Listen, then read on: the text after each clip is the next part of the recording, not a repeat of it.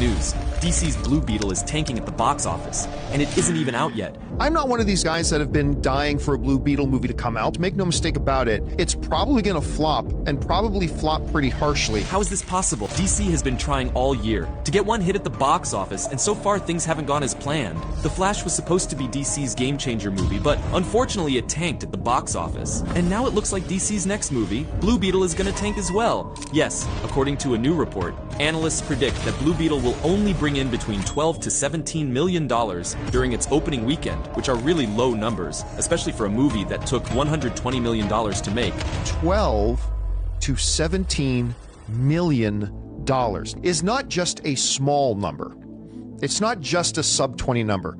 It is absolutely 100% a disastrous number. Gunn has been trying his best to get DC fans hyped about Blue Beetle by promising that the lead character will have a longer future in the new DCEU. But it seems that even that cannot get people into cinemas to watch a DC movie. If the predictions come true, Blue Beetle will be one of DC's worst opening and could spell trouble for Warner Brothers. And if things don't look bad enough for Blue Beetle's box office, the film's stars will not be coming out to promote the movie, thanks to the ongoing actors' strike, which was something Warner Brothers hoped to leverage on to create hype for the movie. It's funny, because not too long ago, DC was actually planning to release Blue Beetle on HBO Max along with Batgirl. It wasn't supposed to get a theater release. Then James Gunn and Peter Safran joined DC and started scrapping films, and one of the lucky ones that survived was Blue Beetle. But now it looks like the movie will be a bigger loss for the studio than Batgirl's release would ever have been.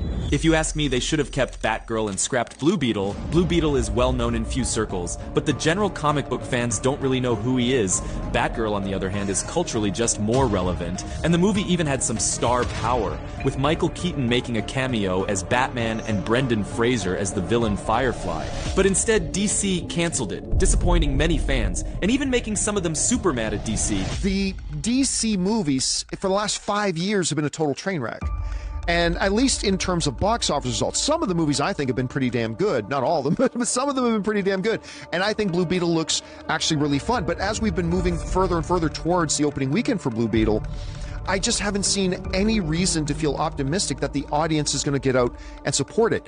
It just became clear, actually, years ago that the general movie-going audience has given up on the DC brand. And again, it kind of reemphasizes the point about why James Gunn and Peter Safran now have to go back and restart the whole thing, starting in 2025 with Superman Legacy. Let's see if they made the right choice. On August 18th, when the movie comes out,